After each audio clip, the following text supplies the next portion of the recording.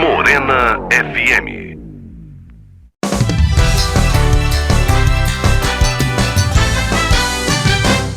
Mesa pra dois. Boa tarde, estamos aqui com Mesa para 2, hoje para 3. Eu tô aqui com Emerson Moza e tô com Tamara Bonfim. É isso? É, isso, né?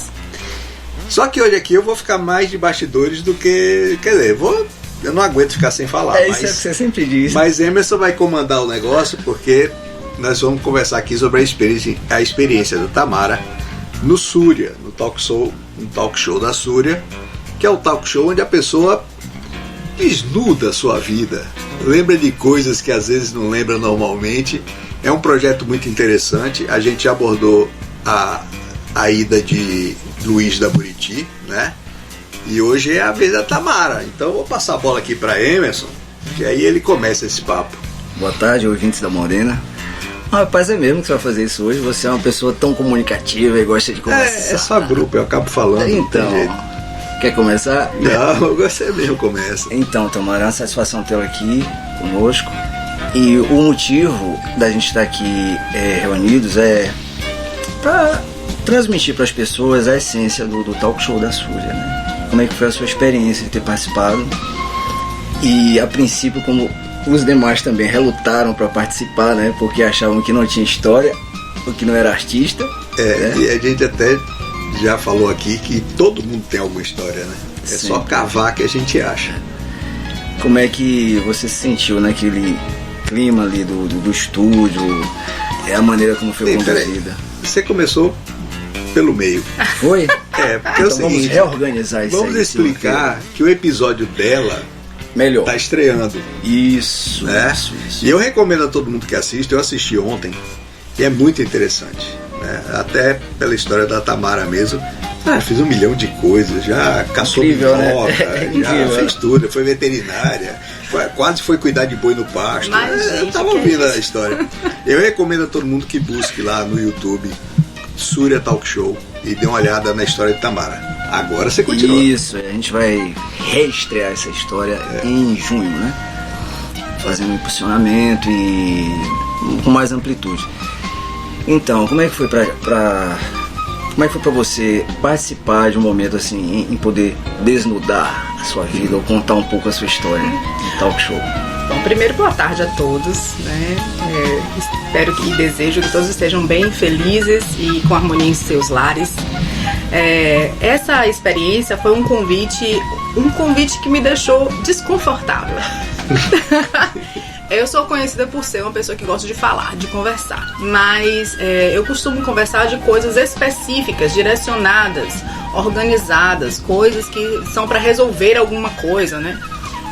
Quem viu a história lá viu que assim teve muitas funções na minha vida e todas as funções que eu busquei era sempre numa lógica de buscar alguma utilidade, de buscar uma serventia para aquilo que eu quero fazer. Sim. E quando a gente é chamado para fazer uma coisa que não necessariamente a gente vê uma serventia pra gente, tipo assim, eu olhei e disse, isso vai servir em quê pra mim? Eu já conheço a minha história, eu já sei o que eu vivi, eu lembro das coisas. O que esse povo tá pensando?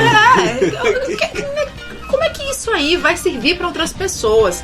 E olha que assim, foi um pensamento inicial que me ocorreu de uma forma bem leviana, porque uma das coisas, inclusive, que eu me organizo para ter contato é com os assuntos das histórias que mexem com a humanidade.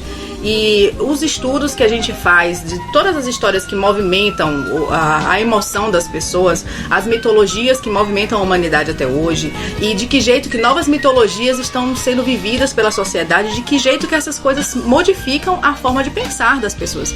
E eu digo assim, poxa, história em si é importante.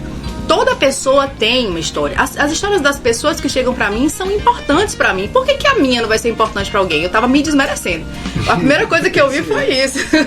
Que eu tava me desmerecendo. Eu digo, não, peraí. Vai ver que o que eu tenho pra falar vai tocar alguém. Vai ver que o que eu tenho pra falar precisa ser conhecido por outras pessoas além de mim, da minha família, das pessoas que convivem comigo. Não vai tratando as coisas assim também. E se esse conjunto de amigos, né, que convive um pouco mais com você, tá te dando um lugar para que você possa pensar a respeito da sua própria vida, reviver momentos, né? Nossa, e como são insistentes. Agora, antes de você continuar, faltou também uma parte. Eu também comecei pelo meio, né? Sim. Porque o pessoal do outro lado não sabe o que Tamara faz. É que eu já fiz tanta coisa, né? Você já fez, não. Tamara, é o que tá fazendo hoje, atual. Sim, atualmente eu tenho um desenvolvimento de trabalho na perspectiva de desenvolver pessoas através de algumas ferramentas. E as ferramentas que eu escolhi trabalhar são ferramentas, vamos dizer assim, pouco ortodoxas, né? Eu trabalho com astrologia, com numerologia, também desenvolvo as ferramentas de psicogenealogia, eneagrama e, de alguma forma, terapias que servem as pessoas, né, para elas buscarem dentro do momento de vida que estão, de que jeito que elas se direcionam dali para frente como um apoio, né? Ela vê do alto. Ela sai do corpo e vê do alto. Então, eu sou enfermeira de formação, então assim, a primeira coisa que eu busquei em termos de auxiliar as pessoas tinha a ver com isso, com o cuidado do corpo físico, organizar todo o conhecimento médico, terapia, né? Esse papo na Súria serve um pouco de terapia, não serve? Cara, serve porque assim, primeiro, a gente tá num lugar onde a gente se coloca à disposição para pensar em coisas que não é usualmente que a gente pensa, né? Não é todo dia que a gente fica pensando, na minha vida aconteceu isso, aquilo foi importante. Não, tem alguns exercícios que a gente até é orientada a fazer em determinadas condições na vida, de fazer linha do tempo, faz a linha do tempo da sua vida, quem faz terapia faz a linha do tempo da sua vida para ver em que momento isso, aquilo, mas quando você tá num momento onde aquilo é solicitado de você com essa generosidade de espaço, essa falta de... Não tem assim uma coisa concreta, não é uma coisa que você vai fazer por uma função de fazer, é uma coisa que você vai fazer por um prazer de fazer. Então tem essa diferença de você estar num papo, vamos dizer assim, com pessoas que estão interessadas em você. E hoje a gente vive numa sociedade que é muito isso, né? As pessoas estão muito interessadas na própria vida, na própria história. Então, eu vejo que, de alguma forma, as histórias, quando elas se encontram, né? Elas abrem espaço para que as pessoas se encontrem nas histórias. Isso. E reconheçam suas similaridades, também as diferenças, e possam, de repente, encontrar oportunidades de crescer, encontrar oportunidades de desenvolver certas habilidades, porque viu um exemplo de alguém que passou por uma coisa semelhante. Não tem minha função de bagunçar o papo? Não. Você estava falando de que as pessoas estão muito voltadas para elas mesmas, né? Você não acha que a internet ajudou nisso, não? A internet... Principalmente em rede social. A internet, ela é um canal de disseminação, né? Então tudo que o ser humano está buscando fazer e quer disseminar, ele joga na internet, ele joga em algum meio de comunicação. Antes a gente tinha isso mais com a TV e rádio, né? Era mais focado, assim, né? A TV e rádio é só uma mão, né? Isso. A gente fala com você. E até onde você acha que pode ser conexão e pode ser se distanciar? Depende do jeito que a pessoa usa. Eu vejo que o meio não necessariamente é responsável pela consequência das coisas. A consequência das coisas vem... Né? Exatamente. Depende de como você usa. A consequência das coisas vem de como está a sociedade utilizando o meio. Então, o que eu vejo? Eu vejo que hoje existem muitas pessoas a fim de falar a respeito de si mesmo, todos ao mesmo tempo, criando um grande barulho na internet, né? Porque a comunicação é diferente desse barulho. Ninguém pra ouvir, isso. Todo mundo querendo falar e poucas pessoas interessadas em ouvir. E a gente vê, é um momento, né, da nossa história. Faz parte do desenvolvimento humano. Então a gente está numa sociedade que no momento cultua certos valores e que isso é um espelhamento, né, dos valores que são cultuados pela sociedade hoje. Mas eu vejo nisso um degrau para ser subido, um degrau para ser explorado. A humanidade está querendo explorar isso e está podendo explorar isso no momento. Explorem. Agora, existem formas de se ter qualidade naquilo que se faz em qualquer meio de comunicação. E as pessoas que fazem algo que realmente entregam valor, elas se destacam por alguma coisa naquele nicho, daquelas pessoas que estão ligadas naquela mesma energia. E que querem ouvir. E o que eu vejo, na verdade, é isso. Tem uma conexão entre mentes. O que a gente vê no mundo hoje é que as mentes estão conectadas através do que precisam. Então a pessoa vai buscar e a internet é muito boa nisso. A gente tá falando aqui, o nosso celular tá captando algumas coisas que a gente tá falando. Daqui a pouco começa a aparecer propaganda daquelas coisas que a gente falou. Propaganda aqui. Contrate, Tamara. Ótimo. Então, dessa forma, a gente vê que as pessoas estão buscando aquilo que, vamos dizer assim, seus corações, suas almas, seus instintos. Mas acaba ficando circulando no mesmo nicho, né? Isso. Só em volta daquele tema, daquele interesse, né? E tem coisas que são mais comerciais. Vamos aqui nessa conveniência que existem coisas que são mais comerciais, que são mais vendáveis, que são mais apreciadas pela sociedade no momento, que são mais fáceis de ser digeridas, que hoje é mais difícil da gente ver pessoas tendo, assim, vontade de desenvolver conteúdos que são um pouco mais profundos. Porque as pessoas têm preguiça, às vezes, de chegar num campo mais profundo. Eu acho que a internet criou uma pressa nas pessoas. Uma falta de tolerância. As pessoas não têm paciência para ler muita coisa, não têm paciência para ouvir muita coisa. Conheço gente que assiste Netflix com velocidade 2,5. Virou. Quer dizer, na verdade não está assistindo. Né? Virou a mentalidade formato TikTok. Todo mundo está configurado TikTok. Mas será que foi a internet que fez isso? Ou foi a sociedade que fez e a internet só acompanha o movimento social? Não, eu acho que a internet já caminhava para a simplificação de coisas. Sim. Então, por exemplo, quando eu assumi o Jornal A Região, os textos eram longos, eram complexos, linguagem elaborada, e eu tirei tudo isso, porque já estava no começo da internet, e eu já tinha percebido que quem estava na internet usava outra linguagem, uma linguagem mais simplificada, enxuta, objetiva, né? Então, assim, podem ter aparecido ao mesmo tempo, mas eu acho que a internet exacerbou isso. As pessoas passaram a não ter paciência para nada. O troço tem 1 minuto, ela quer que tenha 30 segundos. Entendeu? 10 segundos, se ela não se interessou, ela já mudou para outra coisa. Né? Deixa eu perguntar uma coisa pra Tamara. Agora, antes eu quero perguntar um negócio, porque eu tava vendo o vídeo e ela comentou uma hora lá sobre vida material e vida espiritual. Né? Sim. E me ocorreu o seguinte: será que a vida material não é espiritual? Com certeza. Porque assim, quero comprar um celular novo. Isso é material. Mas na verdade o que você está fazendo é suprir um desejo espiritual. Nesse sentido, sim, também. Então, para bagunçar tudo, não existe vida material, só existe espiritual. Não é bem bagunçado, não. É exatamente isso. Na verdade, a consciência que a gente precisa cada vez mais ter disso. Algumas pessoas ainda não têm essa formação, essa ideia, né? De que tudo que a gente faz, a gente tem uma motivação. E essa motivação tem outros laços. Esses laços, na verdade, têm uma condição associada ao nosso desenvolvimento espiritual. Quando eu falo de espiritual, algumas pessoas que creem em espírito mesmo vão pensar de um jeito. Outras pessoas que não creem em reencarnação, em espírito, vida após a morte, podem pensar de uma outra forma. Tudo que não é matéria é espírito. Então, tudo que é pensamento não tá na matéria, é uma coisa que tá no não material. O não material e o espiritual, pra mim, são as mesmas coisas. Você tá falando de espírito como uma quando a gente tudo que não é material mesmo. Quando a gente fala da própria internet, do sinal de Wi-Fi, do sinal de rádio, das ondas quânticas, tudo isso não é material, mas está aqui e envolve nossos corpos físicos. Tudo isso permeia a nossa realidade.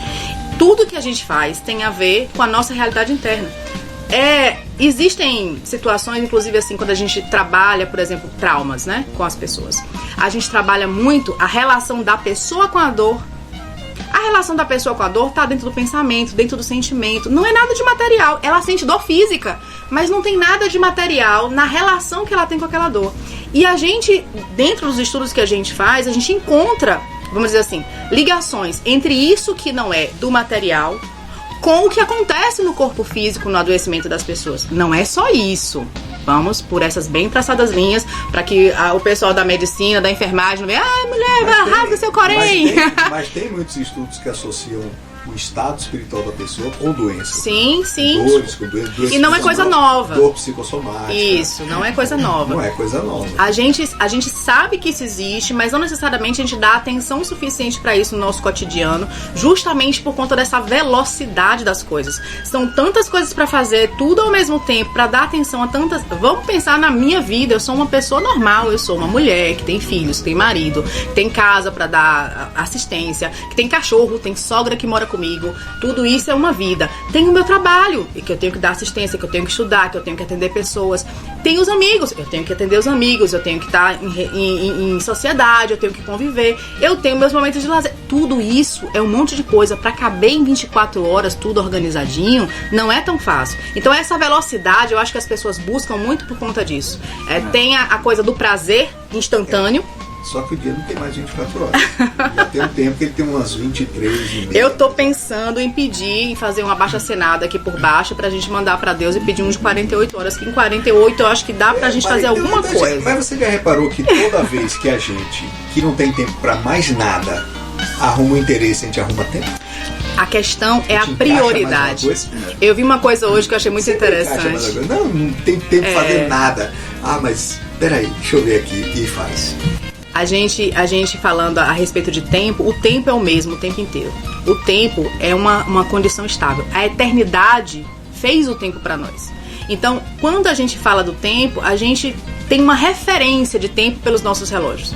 Mas quando a gente fala de prioridade, é que a gente estabelece nossa relação com o tempo através dessa palavra. E prioridade é uma palavra que não tem plural, amigo.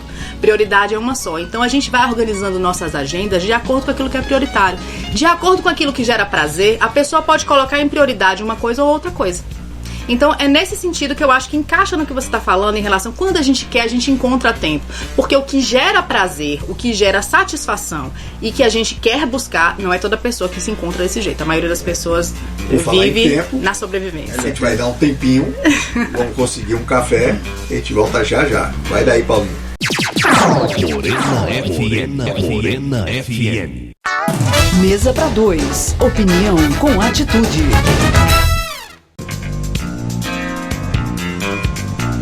De volta com Mesa para dois. Eu estou aqui com Emerson Moza e com a Tamara Bonfim, dentro do projeto Súria, né? Mas a gente conversa de tudo, né? A gente aqui no intervalo já conversou de meio mundo, tá? Mas voltando para a base, né? Tamara, você chegou lá e eu estava assistindo o vídeo e vi que você foi ficando à vontade, né? Demais da conta, por sinal. Você lembrou de coisas que você normalmente não para pra pensar ali? Cara, tem coisas que eu não costumo falar, né? Não é bem lembrar, mas que eu não costumo falar a meu respeito, porque não tem assim uma relevância, né, de algumas conversas. Mas teve coisas que foram assim futucadas, né? Futucadas pelo meu amigo Emerson, porque ele foi assim buscando um jeito de ir costurando a história, o passado e o presente, e o que é que eu quero para daqui para frente. Então assim, é uma forma que a gente vê que buscar na memória e reviver certas coisas vai fazendo a gente, de repente, até se conectar com aquela idade que a gente tinha, aquela pessoa que a gente era. Eu acho que esse negócio de ter ido ficando mais relaxado tem a ver com isso.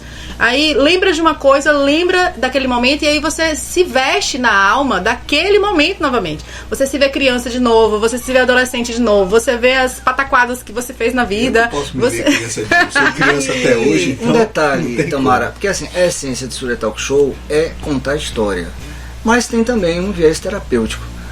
Quando você visita essas histórias com essa memória, essa maturidade atual, tem algo diferente de contar aquilo daquele tempo hoje com essa maturidade? Com certeza pra tem. si mesmo. Inclusive assim, teve coisas que eu vivi e que eu me julgava muito por ter vivido de uma certa forma.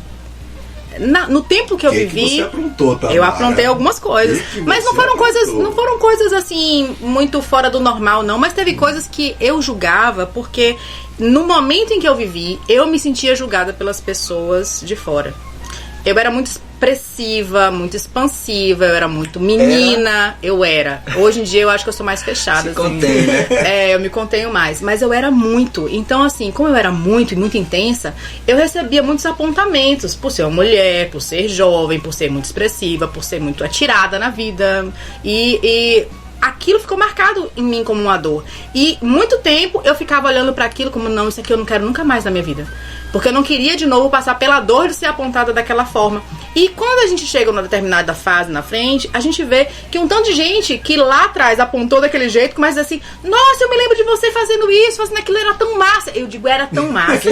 Essa pessoa... Aquele brilho, aquele vigor, então, né? essa lógica que a gente tem de se comparar de acordo com o que a sociedade coloca pra nós naquele momento histórico, ela muda, a gente muda e a história acompanha a gente e a gente percebe que não foi exatamente daquele jeito. É como se você pudesse recontar e rever com outra percepção. Então, nisso aí existe realmente esse viés, vamos dizer assim, né? De alguma coisa que na memória que você revive, você pode reposicionar as peças. E reposicionando as peças, você tem uma condição de ter uma alegria, de ser quem você é a partir daquilo que você foi dentro da história. Então, eu acho que isso tem um poder grande. Tem coisas, às vezes, que a gente vive uma coisa importante na vida da gente e não percebe, né? Isso. Na hora. Aquilo passa batido, você nem lembra nisso. Aí de repente você lembra disso, mas com o olho de hoje, né? Porque a gente falou sobre isso na entrevista com o Luiz, né? Da coisa da gente se distanciar de si mesmo, né? E as pessoas acham que ir no Surya Talk Show é contar a história para as pessoas, quando na verdade ela está contando para ela mesma aquela história. Eu acho, né? Também. A minha experiência lá foi essa, mas eu não vou falar disso aqui, porque eu vou falar no outro dia. Com certeza. Mas uma das coisas que eu achei legal no projeto da Surya é justamente isso. A pessoa acaba extraindo coisas que ela nunca mais pensou naquilo. Que ela não parou, às vezes não parou nem para pensar naquilo. Mas ali, de repente, o troço surge, né? Pô, com aquele fundo musical ali, aquela musicoterapia. Eu vi Tamara falando da mãe dela, né? Não sei se ela gosta da mãe dela, porque... eu gosto, eu amo a minha mãe, que é isso. Eu achei legal aquela parte de você falando de sua mãe, porque os pais, você tem dois tipos de pais, né? O que interfere e o que acompanha sem interferir, né? Eu preferi ser o segundo porque meu pai era assim também. Mas, por exemplo, minha mãe adora interferir, né? A sua... A minha é completamente. Agora, isso chegava a te incomodar, não? Ou você aceitava? Cara, na época, eu tinha uma flexibilidade incrível pra lidar com isso. Então, assim, hoje eu percebo algumas coisas que ficaram em mim marcadas pra esse comando e controle que eu tenho na vida. Que tem a ver com ter aprendido com a minha mãe essa forma, né?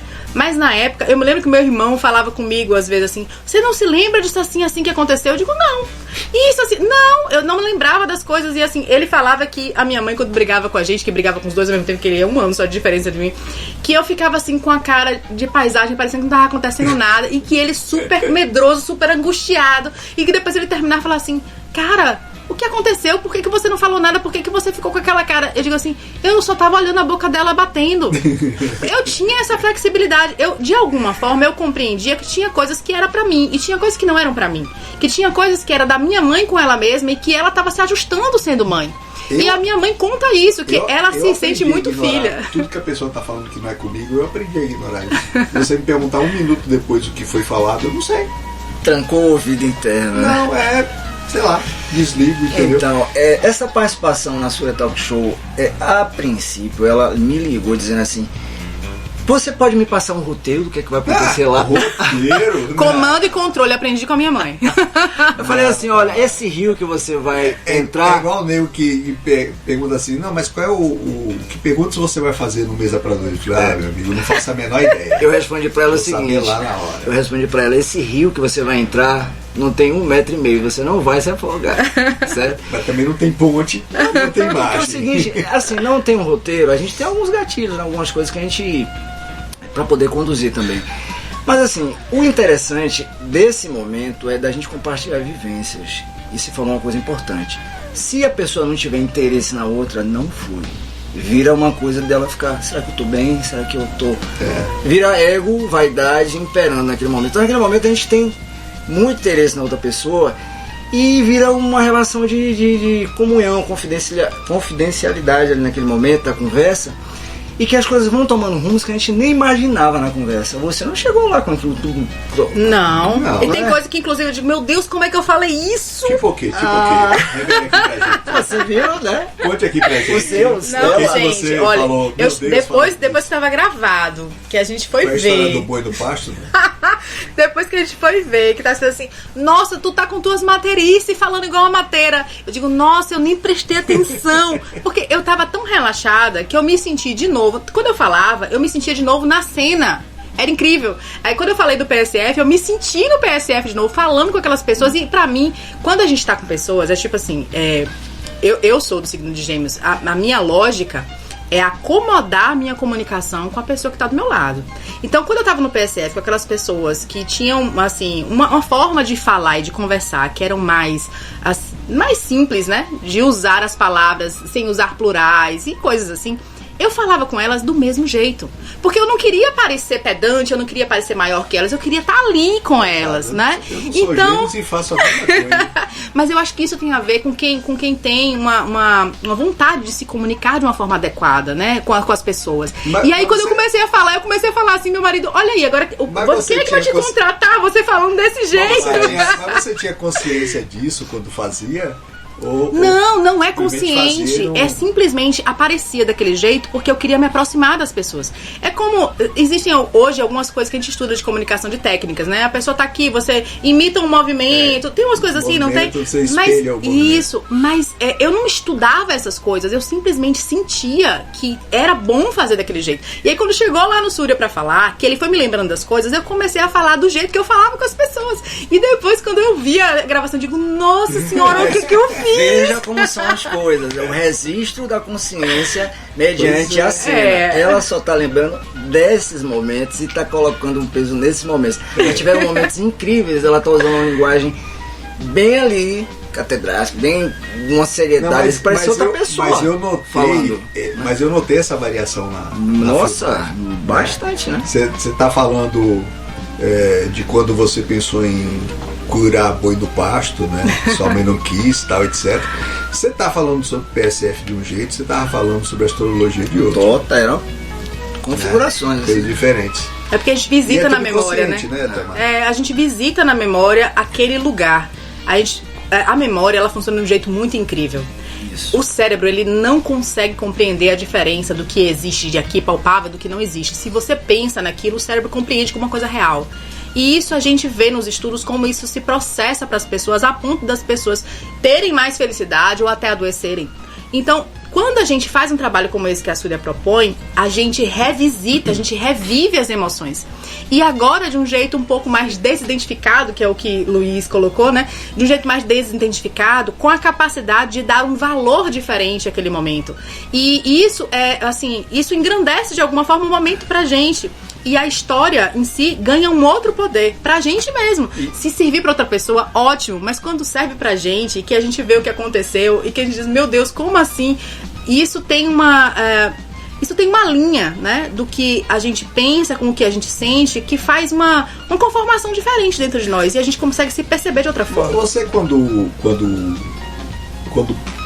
pensa na vida em geral, você lembra pontos específicos onde sua vida deu uma guinada, ou ia para um lado ou ia para o outro e foi para um determinado? Lembro. Porque são momentos realmente muito assim. E é uma coisa interessante, porque eu consegui ver na minha vida assim, por exemplo, tempos. De 10 em 10 anos acontece uma coisa muito drástica. De 10 em 10 tem uma coisa que é muito diferente, assim. Mas existem momentos que a gente percebe que é como se fosse agora tá na hora de mudar de fase, que nem o videogame, sabe? Ciclos, né? E aí nessa hora de mudar de fase tem sempre um chefão que é mais forte pra gente enfrentar, né? E aí nessas fases a gente vê que você decide ali de qual é o lado que você vai escolher, qual é o caminho que você quer seguir. E depois não adianta você ficar olhando pra trás pro caminho que você deixou, porque não vai adiantar, né? Tem que seguir no caminho que você escolheu. Eu tive algumas fases, uma das mais importantes, mais recentes, foi quando eu terminei um casamento e comecei um outro casamento logo em seguida e decidi abandonar a faculdade de medicina. Você foi reincidente assim rápido? Reincidente rápido, mas tem uma história, porque eu hoje tenho quase 30 anos de história com o meu marido atual. Porque a gente se conheceu no adolescente. Ela conta lá no talk eu show. sei, mas E a gente se pessoal conheceu daqui não adolescente, sabe, né? Então, puxa. eu me casei com outra pessoa, numa outra perspectiva, mas aconteceu que esse relacionamento não deu certo. Então, quando terminou, eu já virei pra outro lado. E nesse virar pra outro lado, muitas coisas mudaram, porque eu tava fazendo faculdade, tive que E parar você e quer outras esquecer coisas. o ex rapidinho? Deixa eu fazer uma parada aqui. A gente já volta. Vai daí, Paulinho. Morena FM. Mesa pra dois. Lembrando de coisas que eu não sabia que fazia sentido pra mim. Estamos de volta com Mesa pra Dois. Não, Tamara não estava chorando. Ela estava contando aqui de uma ocasião aí que ela chorava. É outra história, tá? Meu amigo, ó, deixa eu dizer pra você, Marcel, querido amigo, como é que surgiu essa história de Surya Talk Show? Eu precisei ser convencido também a contar minha história. Eu relutei 1 mês e meio pra contar minha história. Eu dizia assim, tá bom, eu sou artista, mas que importância tem eu contar minha história pras A gente pessoas? sempre acha isso, né? Entendeu? Assim como outras pessoas que foram convidadas, né? Então, esse desafio. Como é que eu vou contar isso pra mim? Como é que eu vou encarar-me diante da situação? Ou seja, eu vou ter que confrontar com situações. E nesse contar a história, eu comecei a reconectar com situações e ter uma outra percepção daquilo hoje, com uma maturidade, olhando para aquela cena, aquela situação. E isso vem me ajudando a curar algumas situações, inclusive dessa exigência comigo mesmo na voz. Tá? De ter uma outra percepção e respeito por aquele com 20 anos, aquele com 25, aquele com 30. Então, a importância de você contar a sua história e tendo uma condução bacana, que deixa a pessoa tranquila, que não se afogue. Um bate-papo. Entendeu? É um bate-papo e um interesse pela história do outro. E isso gera também uma oportunidade de divulgar essa história da pessoa, né? E uma memória afetiva. Essa memória afetiva é para quem vivencia a situação e para o outro, porque aquilo ali pode gerar uma empatia, a história dele pode ter uma referência com a minha e eu posso ter ali uma motivação para resolver determinadas questões. Então é um processo terapêutico, mas é um processo também divertido, para as pessoas poderem ir para lá e se tiver algum talento, tocar, cantar, e a gente ter esse bate-papo assim. Eu não quis fazer isso para não humilhar você, então não toquei, nem cantei mas nada, ele é um pra não músico humilhar, potencial, que entendeu? ele pediu para fazer uma versão de uma música lá em blues e me conduziu, olha, faz assim, aí tá legal. Ao vivo. Eu tenho esse ouvido assim, meio musical, porque sou apaixonado por música desde bebê, mas eu não sei tocar nada, né? Então, para me explicar pro cara o que eu acho que ele podia fazer na música, eu tenho que fazer naquele tipo, faz um nanã. Ainda dá tempo, viu? O cara trabalhou na BBC, né? Na BBC. Rapaz, eu aprendi tanta coisa de vida na BBC. Eu fui para fazer um curso técnico, mas aprendi tanta coisa de vida na maneira de ser do pessoal de lá, que eu acho que valeu mais do que a parte técnica. Entendeu? Porque a primeira coisa que você sente quando você chega em Londres é que você é mal educado. Não importa como você... Podem te elogiar à vontade aqui, dizer que você é um gentleman. Você chega lá, você se sente uma porcaria. Você se sente um cara grosso, porque a educação dos caras está num nível estratosférico. É um negócio... Cara, e naquele tempo Entendeu? a tecnologia já era bem avançada. Naquele tempo lá, né? A pessoa... Você encosta numa pessoa, a pessoa te pede desculpa. É um nível assim... Então eu aprendi muita coisa assim. Aprendi muita coisa em termos de modéstia também. Porque eu ainda era um pouco, mesmo depois daquela viagem doida, ainda tinha um resquíciozinho. Isso aqui é né? um Surya Talk Show, ele tá contando a história dele. Não vou contar aqui não, porque depois quem quiser ver na internet. Mas assim, eu vi gente que era assim, do topo da BBC, né? Tipo o presidente, diretor, o principal produtor, o principal diretor, e os caras iam almoçar com a gente, bater papo, assim, sabe, sem a menor casca de autoridade, né? E eu ficava vendo e falava, rapaz, lá no Brasil todo mundo é autoridade, né? Você dá um bastão pro guardinha e ele se sente o presidente da república. E eu ficava vendo aquilo e falava, rapaz, eu não posso, eu tenho que baixar a minha bola, porque, né? Agora, você passou por um monte de coisa, né, Tamara? Porque eu tava vendo que você fez vários cursos. Mas como é que você foi parar na astrologia? Isso aí é que eu achei interessante, porque a pessoa vai para quase veterinária, Artista, quase atriz, é, quase veterinária, musicista, E aí eu sou uma pessoa que eu tenho múltiplos interesses. De repente vai parar na astrologia. Não foi de repente, é porque são coisas que a gente faz escondido da sociedade. Mas teve uma ponte, não? Teve alguma coisa que liga a enfermagem na astrologia? Na verdade, existe a astrologia médica. Existe. Mas não é por isso que eu fui para lá. O meu interesse, eu falo para as pessoas que o meu interesse é gente. Então, na enfermagem, meu interesse é gente. Na astrologia, meu interesse é gente. Na arte, meu interesse é gente. Então, assim... Na veterinária, não. Na veterinária, não. Mas, na verdade, eu fiz veterinária porque eu não tinha, assim... eu não tinha, assim, uma noção do que eu queria na vida. Naquele momento lá, eu fiz direito, eu fiz veterinária, entendeu? Eu fiz várias coisas diferentes. Então, uma pessoa que faz vestibular para direito e veterinária, sabe o que quer? Não sabe o que quer. Né? E eu tava nessa... eu acho isso muito interessante, porque as pessoas são convocadas cedo demais, né? A escolherem o que querem fazer. E, às vezes, as pessoas não têm essa noção. Eu já sabia o que eu queria desde o ensino médio. Talvez eu já soubesse o que eu queria, mas eu julgava isso. A maioria dos meus colegas não tinha ideia, não. Ela tem uma história bacana que ela conta lá, um trechozinho da relação dela com o pai e a mãe, que ele colocava um colchão, né? Colocava Luiz Gonzaga. Conta aí pra gente. Então, eu acho que essa sensibilidade com a natureza foi o que foi me aproximando desse conhecimento da astrologia e outros conhecimentos que são considerados do ocultismo, né? O meu pai, ele é uma pessoa muito sensível à natureza. Ele acorda antes dos passarinhos pra ver os passarinhos acordar pra cantar, você tem ideia. E ele tinha um hábito, quando a gente era criança, ele vinha pouco em casa. Ele trabalhava fora, então ele vinha pouco em casa. Quando ele vinha pra casa, que chegava no final de semana, eu morava em Jequié, que nem é quente. Então ele pegava colchões e colocava na varanda da casa, que ficava pra rua, assim. Naquela época era tudo aberto, dali a gente via a rua, tinha os portões todos abertos. E ele colocava as músicas que ele gostava de ouvir na vitrola, né? E convidava a gente pra deitar ali e ficar olhando o céu e procurando as estrelas que se mexiam, porque tinha os cometas que passavam, tinham os satélites que passavam, né? A vantagem de morar no interior é que a gente vê muito mais céu do que o pessoal da capital. Naquela época a gente via ainda, né? Hoje em dia a gente vê muito menos, mesmo aqui no interior. A quantidade de luz que a gente tem nas cidades é muito grande, mas naquela época a gente via. Meu pai era uma pessoa que chamava a gente pra ver a lua, né, que chamava a gente pra ouvir. Ele me enganava. Na época tinha uma trilha, né, de Pirlim Pim Pim, que os artistas brasileiros cantavam músicas infantis. E aí ele ia botar o disco, eu digo, bota Pirlim Pim Pim. Ele dizia assim, vamos botar a música do Saci. Chegava lá e colocava Jorge Ben. Vamos botar a música do Visconde. Chegava lá e colocava Moraes Moreira. E aí, desse jeito, eu fui aprendendo a ouvir músicas que não eram necessariamente de criança, mas eu ia me acostumando com aquela sonoridade. Então, isso fez com que algumas coisas brotassem, né? De sensibilidade. E na astrologia, eu me lembro que eu pegava baralho que a gente joga em casa, e ficava brincando como se fossem cartas de um tarô imaginário. Eu não sabia o que era tarô, mas eu ficava brincando com isso. Mas eu vi gente que lê tarô com um baralho normal. Mas o baralho normal, ele é descendente do tarô, né?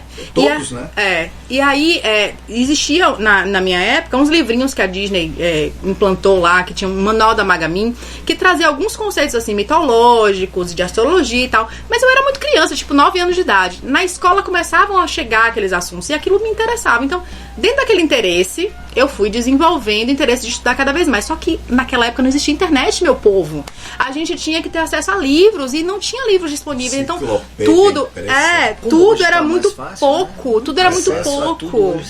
E a gente dava muito valor, porque tudo que a gente encontrava, mesmo aquele manual da Magamin, pra mim era incrível, né? Eu tinha um manual do Escoteiro Mirim. Eu tenho ele, eu comprei todos de novo. E do Professor Pardal. Eu também. O Professor Pardal, você comprou também? Eu comprei. Não, mas é uma coisa incrível aquilo ali. E outra coisa, tem muito ensinamento ali. Tem. Ensinamento pra caramba naqueles manuais, né? Você sair pra ir pro mato com aquele manualzinho, você sai bem.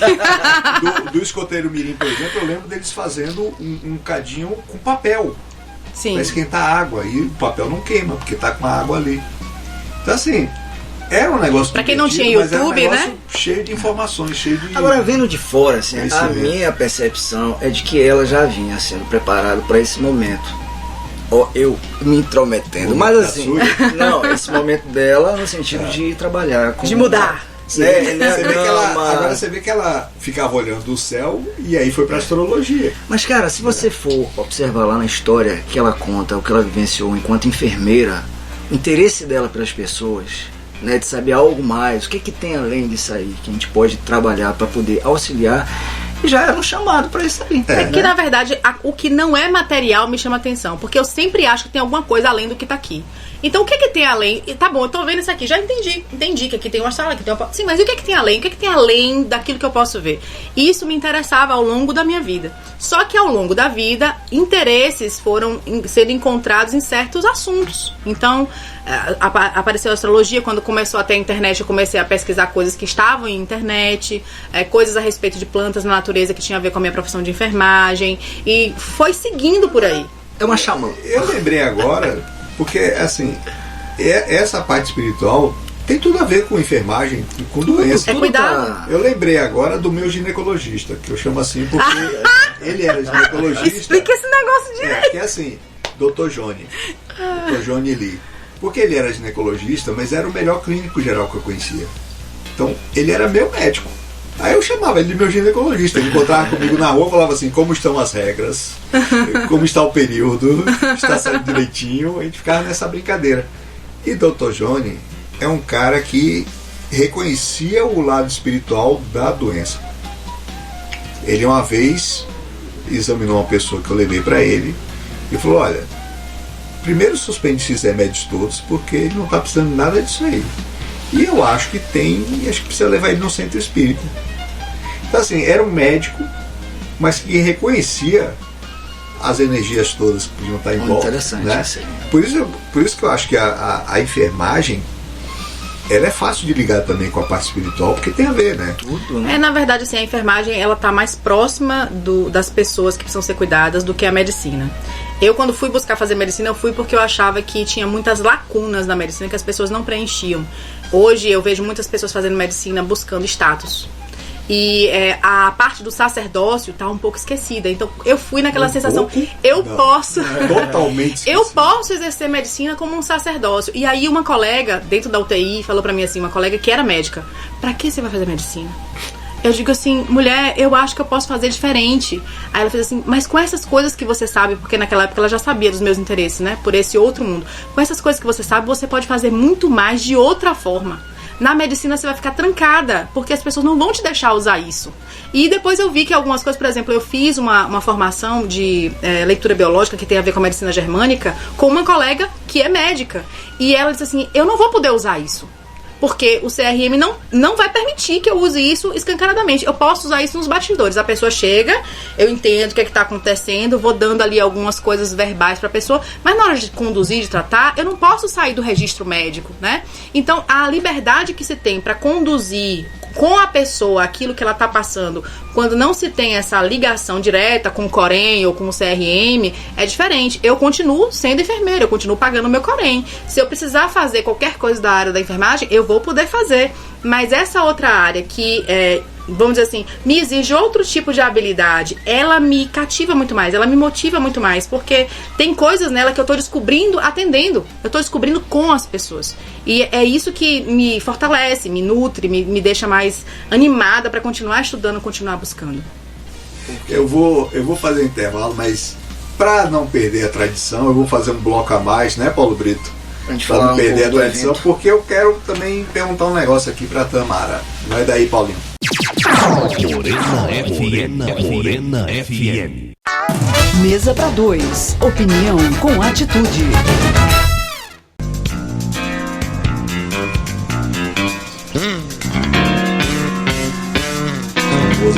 E com a Tamara Bonfim, a gente tá falando aqui da experiência dela no Surya Talk Show, mas a gente já fui para vários assuntos aqui. E para não perder uma tradição aqui do programa, eu tenho que perguntar, você brincava de quê quando era criança, Tamara? Lá em Jequié. De muitas coisas. Uma das coisas que eu me lembro de brincar muito era aquelas brincadeiras de polícia e ladrão, sabe? Que eu me enfiava no meio dos meninos tudo. E a gente subia em caminhão de boi, porque eu gostava de aventura. Eu gostava de subir em telhado, em caminhão de boi, subir em árvore. Então essas brincadeiras davam espaço pra gente fazer o que a gente quisesse, porque tava fugindo. Então, era a brincadeira que eu mais gostava de brincar. Outras coisas que eu gostava de brincar eram sempre de movimento. Era baleado, garrafão, essas coisas que brincava de um monte de criança junto, era o que eu mais gostava de brincar. Na sua rua juntava muita criança? Nossa senhora! E chegava em casa que elas só descia, né, o caldo preto. Você não vê mais isso, né? Mas hoje em dia a gente tem uma sociedade um pouco diferente. Não dá nem pra fazer isso assim. internet, essas coisas. Mas aí. não é só a internet, a gente tem uma sociedade que está muito Eu digo que a gente assim, teve o privilégio violência, de ter né? uma infância assim. É. Isso foi um privilégio. Com certeza. Isso. É difícil ver meu filho uma vez chegou em casa, a gente foi morar num condomínio agora, né? E aí ele chegou em casa todo encharcado, em cima de um carro de um amigo, pendurado na porta, assim. A primeira coisa que eu pensei, meu Deus do céu, o menino vai gripar. Depois eu pensei assim, Tamara, ele tá sendo criança, ele tá sendo criança. Você tem que pensar que bom que eles ficam assim. De repente mudou, de repente, sabe? Então, é uma experiência eu acho que essa geração faz vai parte. ter uma imunidade ruim.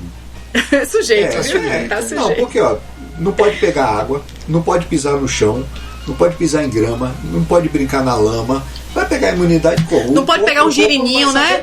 E ali no esgoto pegar um girino. Entendeu? Como é que vai pegar a imunidade esse pessoal? Esse Se não tem horóscopo, contato com nada. Falando do horóscopo, Entendeu? a diferença, Sim. né? Eu tava curioso para perguntar para Tamara o seguinte: você faz mapa astral para empresas, inclusive, né? Faço também. Qual é a diferença do horóscopo que a gente lê? Por exemplo, o horóscopo de Omar Cardoso, a região publica até hoje, tem uma audiência enorme, todo mundo lê direto. Qual é a diferença desse horóscopo, né? Que eu acho que é assim, genérico, né? Porque o cara não está pensando numa pessoa, para um mapa astral feito especificamente em cima de uma pessoa. O horóscopo é exatamente isso que você falou. É uma visão genérica, generalista. E não quer dizer que é errada. Ele é uma ferramenta dentro da astrologia. A astrologia tem diversas ferramentas dentro dela. Eu conheço algumas. Não sou pretensiosa de dizer que eu conheço todas. Então, o horóscopo é só uma ferramenta dentro da astrologia que, pela posição do Sol e da Lua, ela identifica de que forma aquilo chega em determinado signo e faz uma avaliação.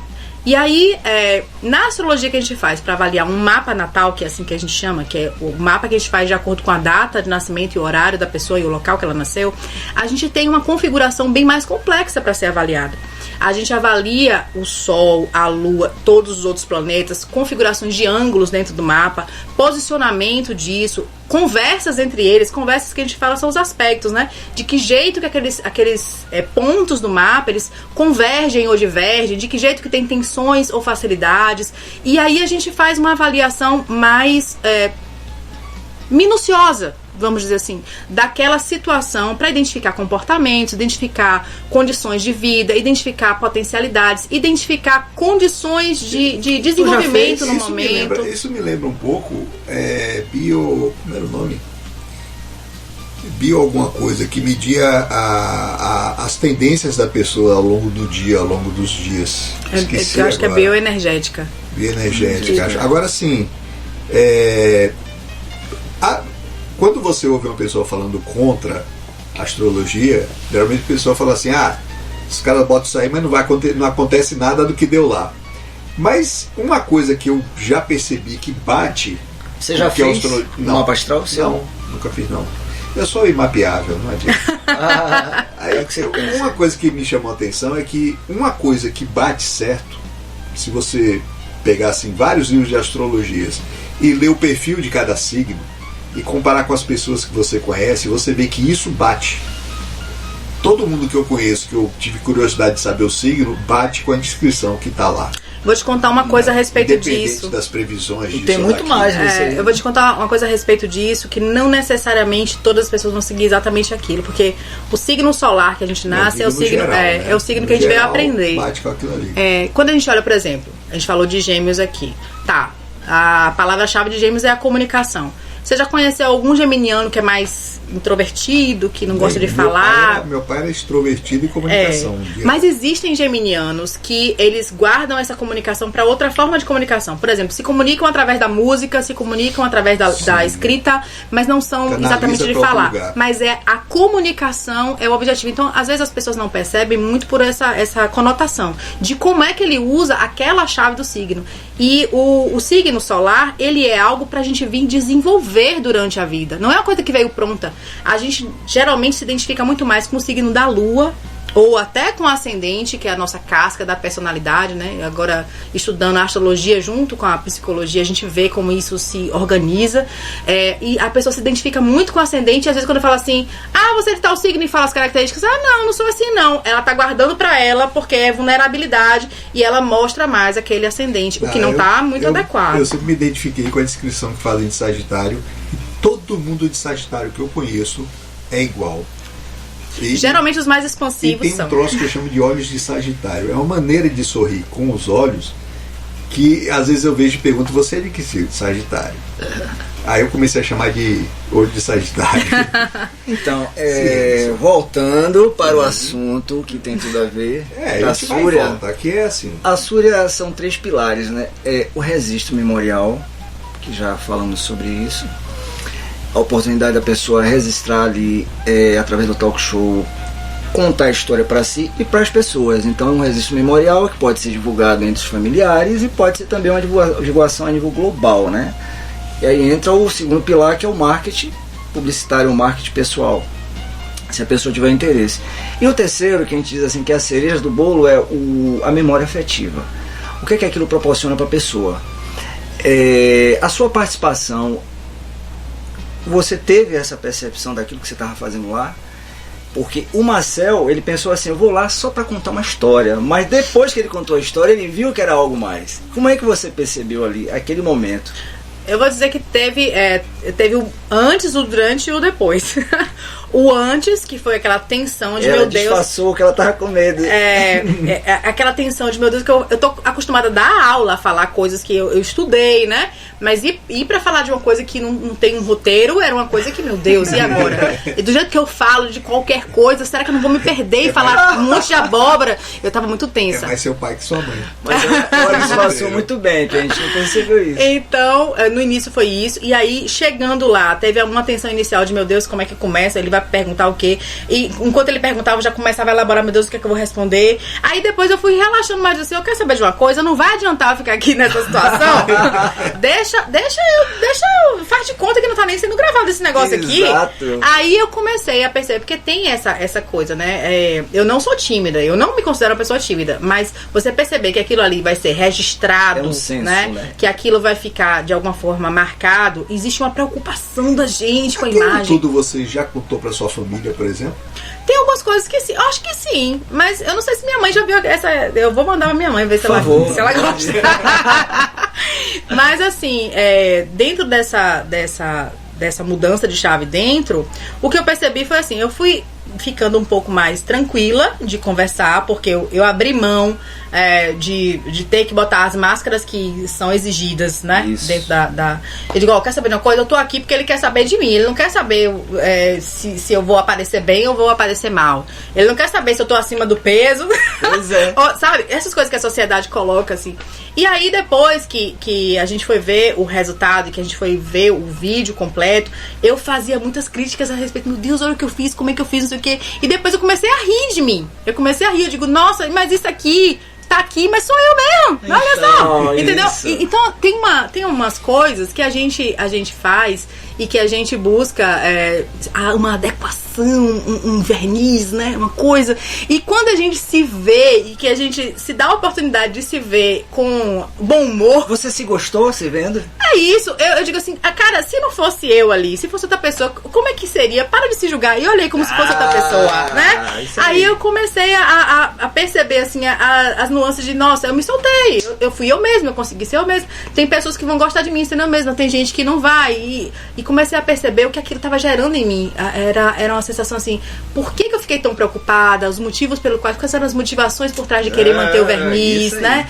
E aí comecei a pensar, outras pessoas começavam a dizer, olha, eu vi, gostei, eu ficava com vergonha que a pessoa disse que tinha gostado. Então, essa sensação de transitar numa coisa que eu não estava no comando e no controle, mas que agradava a uns e mesmo que desagradasse a outros, era eu mesma, me deu uma sensação de, olha, é possível ser você mesma, seja lá onde você for, contar, seja lá o que você for, que isso não vai desmerecer quem você é, você não vai ficar menor nem maior do que você é. Então, de alguma forma, por ter sido um convite não esperado, né? Ter sido uma coisa desafiadora. Você acha que né? todo mundo é capaz de ir lá pro talk show? Eu acho que todo mundo é capaz de ir lá fazer do seu jeito, né? Daquele jeito lá.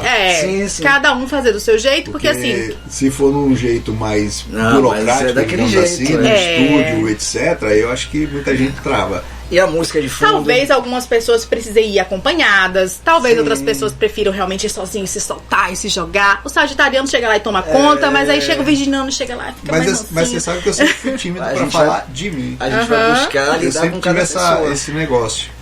Eu nunca fiquei confortável falando de mim. Eu sempre acho que é presunção. Você assistiu alguma coisa dele? Mas tem isso, eu acho que a alguma gente, coisa a assim, gente tem entendeu? essa Agora, lógica com a gente. Eu sou um cara que eu abandonei máscara, sei lá, com 18 anos. Eu decidi o seguinte: é mais prático falar sempre o que eu penso Né? do que ficar tendo depois Que lembrar como é que, que tem lembrar que o ser. que eu falei pra usar aquela máscara pra fazer Pô, a gente precisa mandar um abraço Eu pra... desisti disso, A gente entendeu? precisa mandar um abraço pro Sérgio Sepúlveda, que não pôde estar presente Sim, hoje ele aqui. tá com Pela problema- segunda vez, e o ele Sérgio com tá me problema- devendo. Tá com problema sério de hemorroidas. Não, para com isso. Não, ele tá bem, já tá se recuperando. Então, assim, a gente... O Sérgio, idealizou. Agora o Sérgio faltou também no dia dela. Foi. É, coincidência, Tá me devendo duas É já. reincidente o cara. A gente idealizou o Surya Talk Show e a gente foi puxando aquele novelo ali para entender o que realmente é esse projeto. E esse projeto ele tem assim um intuito mesmo de compartilhar vivências, a gente poder aprender juntos ali naquela história, né? Que é um bate-papo, como você mesmo falou. E assim, proporcionar para as pessoas um momento de lazer através da música, que é o que a gente sabe fazer, né? Agora, ô, música. Tamara, você não achou que o que eles fizeram foi um negócio muito de intuição, não? Não Achei. parece um negócio que surgiu É. de intuição? E inclusive o durante é muito da intuição. Eu acho. Quando não tem roteiro, o cara vai ali, vai olhando, vai dizendo, agora eu vou perguntar isso, agora eu vou falar aquilo. Aí não tem um negócio assim. Eu, quando vi o projeto, a primeira coisa que bateu na minha cabeça foi isso. Esse projeto não foi planejado, foi uma intuição. Que aí cresceu, né? Veio do alto. Foi andando. E até hoje a gente está puxando novelo para entender o que é esse projeto, mas a base é essa, é um registro memorial, as pessoas poderem contar suas histórias, poder divulgar a história e ter uma memória afetiva. E tem aí os subprodutos que a gente falou, né? Pode-se fazer também um mapa astral com Tamara, tanto pessoal como empresa, pode-se também ter um momento de show motivacional, entendeu? Vivências na Casa Amarela, e a gente vai ter um evento no dia 31 de maio. Rapaz, olha, Né? esse negócio da Casa Amarela, as pessoas têm que ver as fotos dessa casa, viu? Isso é uma mansão que Sérgio Sepúlveda tem, lá em Serra Grande, com piscina chique. Você tem um de frente crédito, pro Tamara. mar. Pronto, o negócio é, Eu tipo sei. caras, é tipo caras. Agora, eu quero falar, antes que eu esqueça, O eu quero evento. lembrar que tem um evento Dia 31 de maio, né? 31 de maio, lá no Palácio Súria. Palácio Súria, onde as pessoas vão entender o que é isso aqui na prática. As pessoas vão ver lá em detalhes o que é isso aqui e vão também ver eu, a Tamara, o Luiz falando dessa vivência. Eu acho que quem for lá vai ficar com vontade também de Eu contar a acredito história. também. Já estamos aí. E mesmo que você seja como eu, que era assim, tímido pra contar minha história, a não ser bate-papo com amigo, que aí você, né? Aí a história, batendo papo com amigo é uma Sim, coisa, sim. você chegar num lugar pra ser filmado, pra falar a sua história é outra coisa, né? Eu acho que mesmo as pessoas que são assim vão se sentir à vontade lá, entendeu? E vão lembrar de coisas que não lembravam mesmo de histórias que já tinham contado. Porque eu já tinha contado a minha história e não lembrava de alguns detalhes. Apareceram lá. Você chegou a ouvir a história dele? viu? Eu vi. Não é interessante? Uma figura. Você lembrou de alguma coisa lá que você normalmente não lembrava? Cara, as coisas que eu falei lá, eu não me lembro exatamente da sequência das coisas que eu falei, mas eu não me lembro, assim, exatamente de ter eventos que eu não me lembrava antes, mas coisas que eu não costumo contar, sim. E teve uma coisa que eu fiz uma referência interna, né, e que eu acho que no dia eu não falei, que assim, o nome que eles escolheram pro projeto, que é um nome relacionado ao sol, e o sol como centro, né, das coisas, é de colocar a pessoa no centro da própria vida. A pessoa é seu próprio sol quando ela tá contando a sua própria história, então eu acho que isso é o que acontece quando você tá lá. Você tem condição de acessar o seu próprio sol. Súria Talk Legal. Show, contando sua Só que história. o sol derreteu o nosso tempo. Acabou. Grato a Agora, todos. eu quero primeiro agradecer a vocês dois. Eu sei que Tamaré faz um monte de coisa ao mesmo tempo. É ocupada pra caramba, né? E teve um tempinho pra vir aqui. O Emerson não, porque o Emerson é de casa. então Olha ele só. faz. Mas eu queria agradecer vocês. Queria agradecer a vocês que estão ouvindo aí. Seja aqui em Itabuna, seja em Hong Kong, seja na França, em Portugal. O Carlos Santal com certeza está ouvindo. E assim, eu espero que o papo tenha sido útil para vocês também, que tenha sido divertido, porque eu não tenho a menor intenção de fazer um papo útil que não seja divertido. Se não for divertido, eu tô fora. Com certeza. Né? Eu espero que todo mundo tenha gostado. Semana que vem, nós vamos inverter essa história, porque eu vou ficar do outro lado da mesa, que vai ser Sérgio e Emerson que vão me entrevistar aqui, tá? Então vou estar do outro lado da mesa semana que vem. Por enquanto, vai daí, Paulinho.